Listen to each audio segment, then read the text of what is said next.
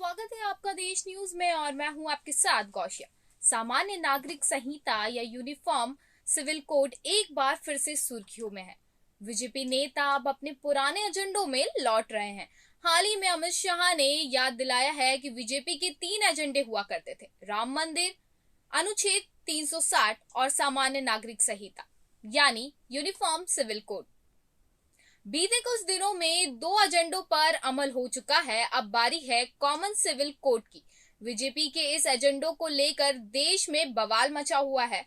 कई नेता इस मुद्दे पर अपने विचार रख रहे हैं, लेकिन क्या आप जानते हैं यूनिफॉर्म सिविल कोड क्या है? इस सवाल पर बाद में लौटेंगे, पहले कुछ नेताओं के बयानों पर नजर डालते हैं। कॉमन सिविल कोड इस देश के लिए बहुत ही जरूरी है, उत्तर प्रदेश के लिए जरूरी है और इस देश की जनता के लिए जरूरी है। उत्तर प्रदेश इस पर विचार करने की पूरी तरह से तैयारी में है और इस दिशा में निश्चित तौर से माननीय गृह मंत्री जी की भावना को भी ध्यान में रख करके और वैसे भी न्याय की दृष्टि से भी जो भेदभाव है उसको खत्म करेंगे। हम लोग सबके लिए एक जैसा कानून हो। लेकिन हम जल्दबाजी नहीं करेंगे। सारी चीज को लेकर के उनने निर्णय किया है। उस निर्णय पर जो है कई तरह की बातों को लेकर के जो है अच्छा भी एक संदेश गया है और उसको एग्जामिन करेंगे, उसमें क्या किया जा सकता है। लेकिन यूनिफॉर्म सिविल कोड क्या है, इसको इस तरीके से समझ लीजिए जैसे हमारे घरों में शादी, तलाक, उत्तराधिकारी और गोद लेने के मामले हम अपने धर्म के ट्रेडिशन को फॉलो करके करते हैं। विभिन्न समुदाय हैं जो अपनी धर्म, आस्था और विश्वास के आधार पर अलग अलग कानून मानते हैं। जैसे मुस्लिम पर्सनल लॉ है, हिंदू मैरिज एक्ट है, ईसाई पर्सनल लॉ आदि कई कानून चल रहे हैं, जिसपे लोगों को सबसे ज्यादा ऐतराज मुस्लिम पर्सनल लॉ के 4 विवाहों की मंजूरी पर है। बीजेपी इसे मुद्दा भी बनाती है कि सभी धर्मों का एक कानून होना चाहिए, हर नागरिक को एक कानून फॉलो करना चाहिए, कानून ना किसी धर्म विशेष से ताल्लुक होना चाहिए। अगर यूनिफॉर्म सिविल कोड को लागू कर दिया जाए तो अलग अलग धर्मों के पर्सनल लॉ खत्म हो जाएंगे। शादी, तलाक और जमीन जायदाद के मामलों में एक ही कानून चलेगा। धर्म के आधार पर किसी भी व्यक्ति को लाभ नहीं मिल पाएगा। सतह पर ये सब वैध लगता है, पर इन सब से भारत की संस्कृति, लोगों की आस्था पर भी चोट हो सकती है। जो हमारी खुशी है और जो खासियत है वो सब बदल सकती है। ऐसा नहीं है कि इसका असर मुसलमानों और ईसाइयों पर पड़ेगा, हिंदू समाज पर भी इसका असर पड़ेगा, खास तौर पर आदिवासी समाज पर। हालांकि देश की आजादी के बाद से सामान्य नागरिक संहिता या यूनिफॉर्म सिविल कोड की मांग चलती रही है। इसके तहत इकलौता कानून होगा जिसमें किसी धर्म, लिंग और लैंगिक झुकाव की परवाह नहीं की जाएगी। यहाँ तक कि संविधान कहता है कि राष्ट्र को अपने नागरिकों को ऐसे कानून मुहैया कराने का प्रयास करना चाहिए।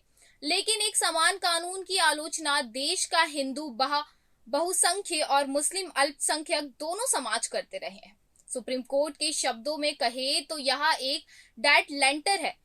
पीएम नरेंद्र मोदी के नेतृत्व वाली बीजेपी सरकार इस विचार को वापस उठा रही है। बीजेपी सहित उत्तर प्रदेश, हिमाचल प्रदेश और मध्य प्रदेश में यूनिफॉर्म सिविल कोड पर चर्चा कर रही है। हालांकि ऐसा नहीं है कि कॉमन सिविल कोड का इतिहास में कोई चर्चा नहीं हुई है या इसी समाज विरोधी माना गया है। उल्टा कहा गया है कि यूनिफॉर्म सिविल कोड एक आदर्श है, जहां तक हो सके इसे करने की कोशिश की जानी चाहिए। यह अनुच्छेद 44 का हिस्सा है, जिसे राज्य के नीति निर्देशक यानी directive principle of state policy कहा गया है। यानी इस पर अमल जरूरी नहीं है, लेकिन देर सवेर हो सके तो अच्छा होगा। वह आपकी जानकारी के लिए बता दें कि केंद्र सरकार ने मंगलवार को सुप्रीम कोर्ट में सामान्य नागरिक संहिता मामले पर एक हलफनामा दाखिल किया है। इस हलफनामे में केंद्र सरकार ने यूनिफॉर्म सिविल कोड के समर्थन में कई दलीलें पेश की है और तर्क दिया है कि अलग अलग कानून देश की एकता का अपमान करते हैं। केंद्र सरकार ने अपने हलफनामे में कहा है कि यूनिफॉर्म सिविल कोड में सभी पर्सनल लॉ समा जाएंगे। केंद्र सरकार ने यह भी कहा है कि लॉ पैनल का कार्यकाल समाप्त होते ही यूनिफॉर्म सिविल कोड की व्यापारिकता की खोज को अस्थायी रूप से रोकना पड़ा। इस मुद्दे को चेयरमैन और सदस्यों की नियुक्ति के बाद 22वें लॉ पैनल में समक्ष रखा जाएगा। केंद्र सरकार ने सुप्रीम कोर्ट में हलफनामा दायर कर ये भी कहा है कि लॉ पैनल की रिपोर्ट मिलने के बाद हम हित धारकों में फॉर्मेल्स करेंगे। केंद्र सरकार ने यूनिफॉर्म सिविल कोड लागू करने को लेकर दायर याचिकाओं का विरोध भी किया है। केंद्र सरकार ने कोर्ट में दायर याचिकाओं का विरोध करते हुए कहा है कि यूनिफॉर्म कोड नीतिगत मामला है। केंद्र सरकार की ओर से ये भी कहा गया है कि नीतिगत मामलों को लेकर फैसला करना संसद का काम है। कोर्ट यूनिफॉर्म सिविल कोड का मसौदा तैयार करने का निर्देश नहीं दे सकता।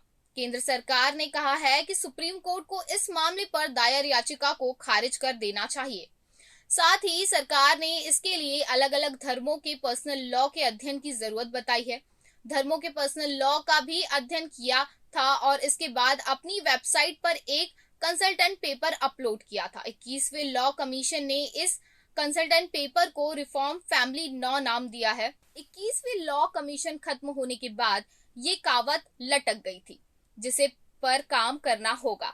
अब देखना दिलचस्प होगा कि केंद्र सरकार इस पर अपना क्या कदम उठाएगी। यूनिफॉर्म सिविल कोड को लेकर आपकी क्या राय है, हमें कमेंट बॉक्स में जरूर बताएं। धन्यवाद। देश न्यूज में फिलहाल इतना ही।